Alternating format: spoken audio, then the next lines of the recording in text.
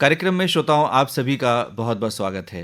आज इस कार्यक्रम में हमारे मेहमान हैं वरिष्ठ हड्डी रोग विशेषज्ञ डॉक्टर गौरव संजय और आज आपसे बातचीत का विषय रहेगा बुजुर्गों में कूल्हे की हड्डी के फ्रैक्चर और निदान। डॉक्टर गौरव संजय, बहुत बहुत स्वागत है आपका इस कार्यक्रम में। नमस्कार भारती जी।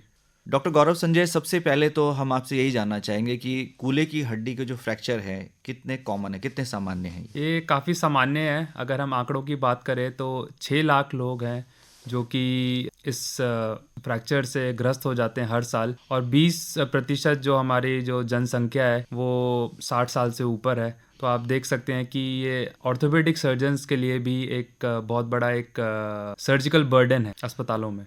ये एक चुनौती भी है। बिल्कुल जी। अब जानना चाहेंगे कि क्या प्रमुख कारण है कूल्हे की हड्डी के फ्रैक्चर होने के? देखिए, कारण तो है, सबसे पहले बुजुर्गों में आपने देखा होगा, गिर गए, गाड़ी में कहीं घूमने जा रहे थे, एक्सीडेंट हो गया तो कूल्हा टूट गया।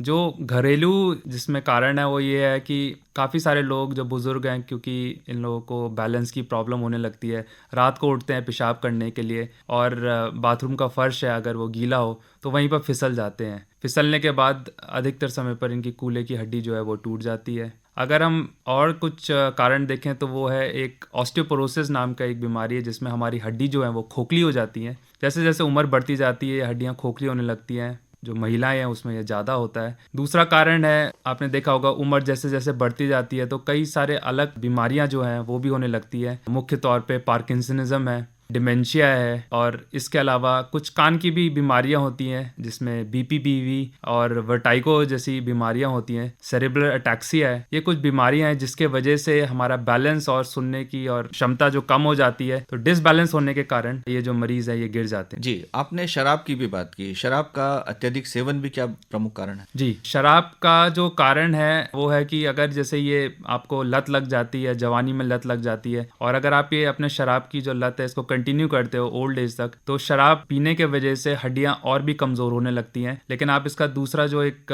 भाग देखेंगे कि जैसे जैसे उम्र बढ़ती जाती है, जैसे आपको पहले भी बताया है, साथ में हम लोग का जो बैलेंस का जो फीचर है वो फिजियोलॉजिकली भी हमारा पुअर होता जाता है। तो सोचिए कि जब हमने शराब भी पी रखी है और फिजियोलॉजिकली हमारा जो बैलेंस है वो और पुअर है, तो गिरने की जो क्षमता है वो और भी बढ़ जाती है। डॉक्टर गौरव संजय, आपने बताया कि कूल्हे की हड्डी के फ्रैक्चर कितने कॉमन है। हम ये भी जानना चाहेंगे कि कूल्हे की हड्डी के फ्रैक्चर किस उम्र में सबसे ज्यादा होते हैं? अधिकतर समय पर 60 साल से ऊपर ये कूल्हों के जो फ्रैक्चर हैं, स्पेशली जो बुजुर्गों की हम बात कर रहे हैं, ये होते हैं। और जो महिलाएं हैं वो ज़्यादा इससे प्रभावित रहती हैं, क्योंकि ऑस्टियोपोरोसिस जो है वो महिलाओं में जल्द उम्र में आ जाता है, 45 से 50 उम्र में शुरू हो जाता है। पुरुषों में ये 60 साल के करीब शुरू होता है। डॉक्टर गौरव संजय, कैसे पता चले कि कूल्हे की हड्डी ही टूटी है? क्या कुछ खास जांच होती है या कुछ लक्षण भी बता सकते हैं? बिल्कुल, लक्षण तो यही होता है। गिरने के बाद मरीज़ अपने पाँव पर वज़न नहीं दे पाता है। वो कहता है दर्द बहुत ज़्यादा है, मैं तो उठ ही नहीं पा रहा हूँ, मैं खड़ा ही नहीं हो पा रहा हूँ। और इस उम्र के जो लोग एक बारी स्लिप होने के बाद गिर जाते हैं, तो कई बारी जैसे बाथरूम में गिर गए तो वहीं पर गिर जाते हैं, वहीं से कोई ना कोई आवाज़ लगाते हैं कि कोई भाई उठाओ, मैं तो उठ ही नहीं पा रहा हूँ। कंफर्म करने के लिए जैसे भी अस्पताल के पास पहुंचते हैं, वहाँ पर एक्सरे एक बहुत ही सिंपल एक जांच है जिससे हमें पता चल जाता है। कभी कभार ऐसा लगता है कि नहीं, कुछ हमें डाउट है कि नहीं ज़्यादा खिसका नहीं हुआ है या फिर शायद चोट है या नहीं है, तो उस स्थिति में सीटी स्कैन की भी ज़रूरत हो सकती है। सीटी स्कैन हमें ऑपरेशन में भी प्लान करने में मदद देता है। कूल्हे के फ्रैक्चर के मरीजों में क्या ऑपरेशन की आवश्यकता होती है और बूढ़े लोगों में ऑपरेशन के मैनेजमेंट में क्या दिक्कतें आमतौर पर आती हैं? कूल्हे का फ्रैक्चर बुजुर्गों में एक एसेंशियल ऐसा फ्रैक्चर है जिसमें ऑपरेशन कराना ही कराना ज़रूरी होता है, और इसमें जैसा मैंने आपको बताया ऑपरेशन ही एक गोल्ड स्टैंडर्ड है। जहाँ तक की बात यह है कि ऑपरेशन के मैनेजमेंट में क्या क्या परेशानियाँ आती हैं, बुजुर्ग मरीज होते हैं ये अधिकतर, इन सब में कोई ना कोई बीमारियाँ साथ में होती हैं, जैसे कि शुगर की बीमारी देखने को, ब्लड प्रेशर की प्रॉब्लम, थायराइड की प्रॉब्लम, साथ में कई बार इन लोगों को पेशाब की भी दिक्कतें होती हैं कुछ कुछ महिलाओं में। फेफड़े जो होते हैं उम्र के साथ धीरे धीरे इन पेशेंट्स में लंग कंप्लायंस है वो भी बहुत ज़्यादा पुअर हो जाती है, और साथ में हार्ट की प्रॉब्लम बहुत ज़्यादा इन पेशेंट्स में पाई जाती है प्रोलॉन्ग्ड हाइपरटेंशन की वजह से। तो क्या कॉम्प्लिकेशंस होने की संभावना है? कॉम्प्लिकेशंस ऑपरेशन में तो अगर हम टेक्निकल बात करें तो कई बार ऐसा होता है ये इनमें हड्डियां जुड़ती नहीं है, जो हम इनमें इम्प्लांट्स डालते हैं उससे रिलेटेड प्रॉब्लम हो सकती है, ऑपरेशन के वजह से इन्फेक्शन हो सकता है। इसके अलावा जो अलग प्रॉब्लम है ये है कि कई बार इन मरीजों को लिटा के रखते हैं घर वाले, और जो पैरों की नसें होती हैं उनमें क्लॉट्स आने लगते हैं जिसको हम डीप वेन थ्रोम्बोसिस कहते हैं। ये भी एक प्रॉब्लम है। अगर हम विदेशों में बात करें तो डीवीटी स्क्रीनिंग भी होती है इन पेशेंट्स की। अस्पताल में तो नहीं हुआ है, या अस्पताल में आने से पहले था या नहीं था। और एक जो दिक्कत है वो जो मैं आपको एक आंकड़ा बताना चाहूंगा, काफी चौंकाने वाला है, वो ये है कि कूल्हे के जो फ्रैक्चर होते हैं उनमें से 30% लोग हैं अच्छे इलाज के बावजूद भी 6 महीने के अंदर उनकी मृत्यु होने की संभावना होती है। लेकिन ये भी जरूर बताना चाहूंगा कि ऑपरेशन का जो गोल है वो है उनकी क्वालिटी ऑफ लाइफ को मेंटेन करने का। चाहे आप 6 महीने जी रहे हैं, चाहे 6 साल जी रहे हैं, चाहे उसके बाद आप 15 साल जी रहे हैं, लेकिन आपकी जो क्वालिटी ऑफ लिविंग है वो इतनी होनी चाहिए कि आप अपने कपड़े बदल पाएं, आप बाथरूम तक खुद ब खुद स्वयं इतने काम जरूर कर पाएं, नहीं तो बहुत मुश्किल हो जाता है मरीजों के लिए और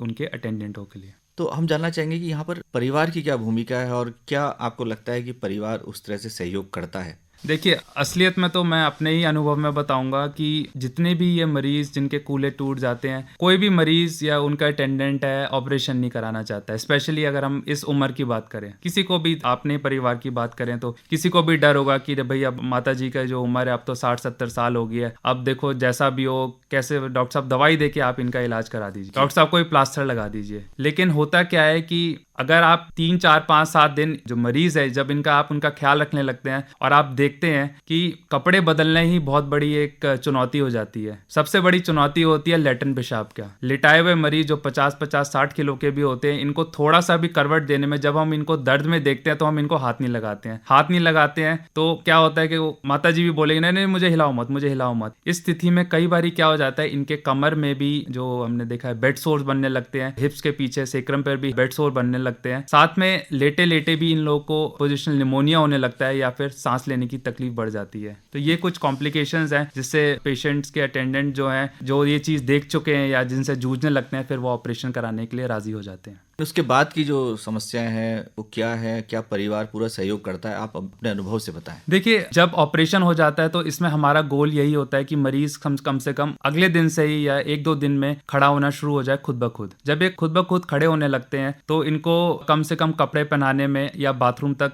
ले जाने में थोड़ा सा आसानी हो जाती है। बहुत सारे आज के समय पर देखा होगा आपने कि हर परिवार में कोई ना कोई व्यक्ति जॉब कर रहा है। कई बार दोनों ही मेल फीमेल जो घर पर हैं दोनों ही जॉब कर रहे हैं। इस स्थिति में ऐसे मरीजों को ख्याल रखना बहुत मुश्किल हो जाता है क्योंकि इनको कोई ना कोई फॉर्म ऑफ असिस्टेंस चाहिए होती है। बहुत सारे लोग हैं आज के समय पर, कोई ना कोई मेड है या फिर कोई नर्स है, इनको साथ में रखने की जरूरत पड़ जाती है क्योंकि जब आप घर पर नहीं होंगे तो इनके जो डेली नीड्स है उनके लिए कोई ना कोई फॉर्म ऑफ असिस्टेंस जरूरी हो जाती है। डॉक्टर गौरव संजय, कूल्हे के फ्रैक्चर के मरीज इलाज के बाद क्या सामान्य हो जाते हैं? बिल्कुल हो जाते हैं। जैसे मैंने आपको बताया, अगर ये ऑपरेशन से पहले या चोट लगने से पहले इनका अगर चलना फिरना अच्छा रहता है तो ऐसे पेशेंट ऑपरेशन के बाद भी यूजुअली अच्छा करते हैं, चलना फिरना शुरू हो जाते हैं, वॉकर के सारे बाथरूम जाने लगते हैं और अपने दिनचर्या जो है वो कंटिन्यू करने लगते हैं। कार्यक्रम के आरंभ में ही आपने बताया कि हमारा जो खान पान है वो भी कई बार महत्वपूर्ण कारण बन जाता है क्योंकि आप गिरे और हड्डी टूट गई। ऑस्टियोपोरोसिस की आपने चर्चा की थी। हम जानना चाहेंगे कि वो कौन से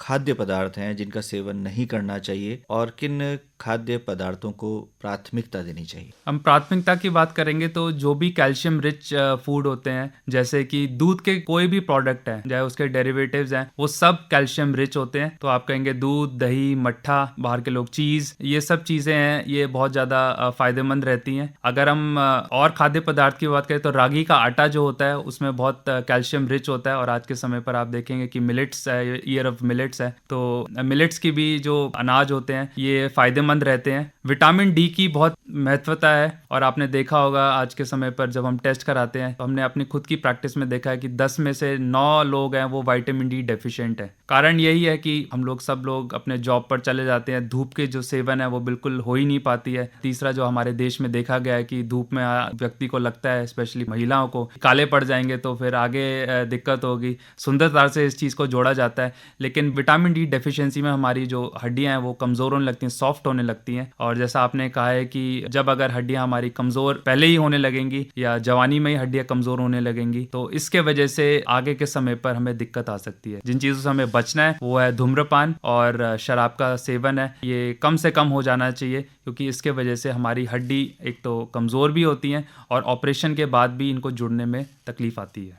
डॉक्टर गौरव संजय, अंत में क्या कहना चाहेंगे? मैं यही कहना चाहूँगा कि बुजुर्गों में जो कूल्हे का हड्डी का फ्रैक्चर है, आज के समय पर हमारे पास अच्छे ऑपरेशन है जिससे हम व्यक्तियों को वापस चलने फिरने के लिए इनको तैयार कर सकते हैं। और मरीजों के अटेंडेंट को ये ज़रूर बोलूँगा, हाँ सबको डर लगता है ऑपरेशन से, लेकिन जिस भी आप डॉक्टर के पास जाते हैं, अगर वहाँ पर अगर हम इनको प्री ऑपरेटिवली इवैल्यूएट करते हैं और देखते हैं कि हार्ट का कंडीशन और बाकी सब चीज़ें हम ऑप्टिमाइज़ करने के बाद इन मरीजों को जल्द से जल्द ऑपरेशन कराना चाहिए, ताकि ये जल्द से जल्द फिर से अपने पैरों पर खड़े हो पाएं। डॉक्टर गौरव संजय, आज आप इस कार्यक्रम में आए और अपने बुजुर्गों में कूल्हे की हड्डी के फ्रैक्चर के कारण और किस तरह से उपचार किया जाता है, इस विषय में बहुत ही महत्वपूर्ण जानकारी हमारे श्रोताओं के साथ साझा की। उम्मीद है हमारे श्रोता इस जानकारी का लाभ उठाएंगे। आपका स्टूडियो आने पर बहुत बहुत आभार। धन्यवाद। धन्यवाद भारती जी।